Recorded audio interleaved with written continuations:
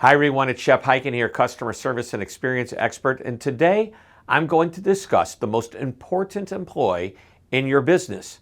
Now, is the CEO or owner of a business the most important employee of the business? Now, they're the people who make big decisions and determine the vision and the strategy of the company.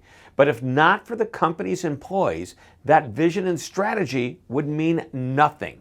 Here is where I'm going with this idea. Now, let's say the owner of a restaurant is also the chef. This chef prepares the most amazing meals using the highest quality ingredients, and customers are willing to pay a premium to enjoy the epicurean experience that this chef creates. Yet consider this, no matter how good the food is, if it comes out on a dirty plate, the meal goes back to the kitchen, and the guest experience is tainted. So that begs the question, who is more important? The chef, who gets paid the most, or the dishwasher, who gets paid the least? Arguably, both are important. So let's not debate who's more important, but instead recognize that each team member, from the executive chef to the dishwasher, has a job to do. If one of them fails, everyone potentially fails.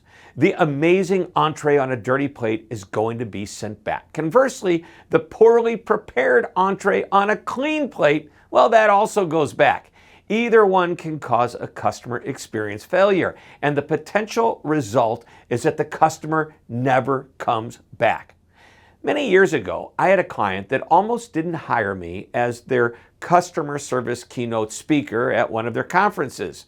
He'd been reading my customer service articles for several years. He watched my speaker demo video. We even had a conversation about his meeting. It was an easy decision for him to say, "You're booked." Well, then my client received our standard confirmation letter. However, my assistant accidentally sent a draft which included several typos and grammatical mistakes. He called me and told me that he was now considering another speaker, and he explained why. If my speaker is supposed to be a strong communicator but can't send a letter without typos and grammatical errors, what am I supposed to do? Well, that was a great question. Well, I thanked him for bringing this to my attention.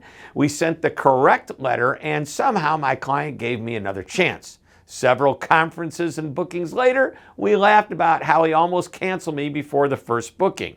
The assistant's grammatically incorrect letter was my version of a dirty plate in the restaurant.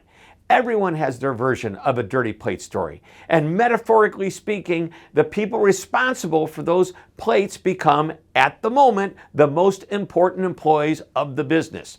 It's important to recognize that fact and to recognize them for the job that they do.